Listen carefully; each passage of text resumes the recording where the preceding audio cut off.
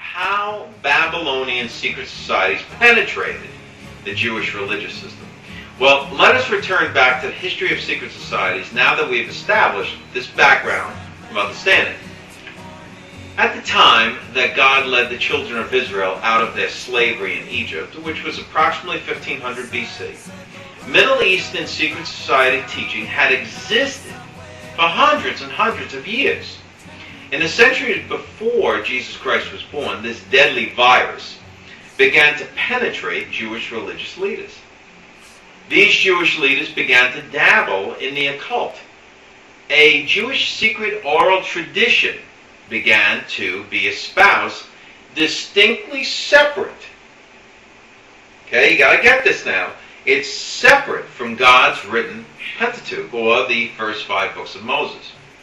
2 systems of Jewish oral teachings were created, one public and one very secret. The public teaching dealt with the affairs of everyday life, such as laws on buying and selling and making contracts, and what constituted work on the Sabbath. This practical law was later called the Talmud.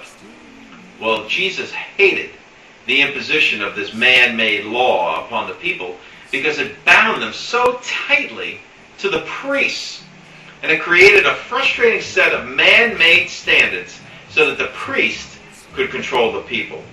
These standards were not God's standards.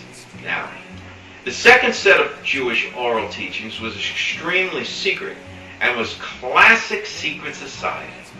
These teachings later became known, as we have explained before, as the Kabbalah. The same Kabbalah that's around today. Okay, the same one you read about in the newspapers that all Hollywood stars are getting involved with. Yeah, that's right, this is it. Thus, the Jewish priesthood began formulating a plan to bring all Jewish people into spiritual, physical bondage by creating this dual system of the public Talmud plus the very secret Kabbalah. The teachings of the public Talmud bound the people by almost 1,000 rules of everyday living, and it began to move them away from the spiritual truth that God had revealed to Moses. Thus, the first requirement of a secret society was fulfilled, that of hiding the truth from the people, partly by outright fabrication and partly by adding to Moses' original laws. The secret teachings of the Kabbalah are truly satanic. Don't let anybody fool you. Some have admitted these teachings were for magical purposes.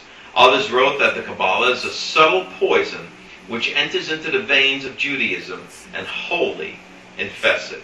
And that was written by Theodore Reinach, quoted by Nesta Webster in Secret Societies, page 9. Solomon Reinach calls the Kabbalah one of the worst aberrations of the human mind. End quote. Further, the Kabbalah has significantly influenced the beliefs and the direction of the European secret societies, which were subsequently established in succeeding centuries. Well, since Satan is the Lord of this world, he has the power to prosper those who follow his leadership. This was the bait that attracted those Jewish religious leaders to the mystical, magical properties inherent in the Kabbalah. And make no mistake about it, these Jewish leaders prospered greatly. Even though Israel was suffering under the bondage of Gentile rulers such as Greece and Rome, the Jewish priests won a certain autonomy, which enabled them to virtually rule dictatorially over their Jewish citizens.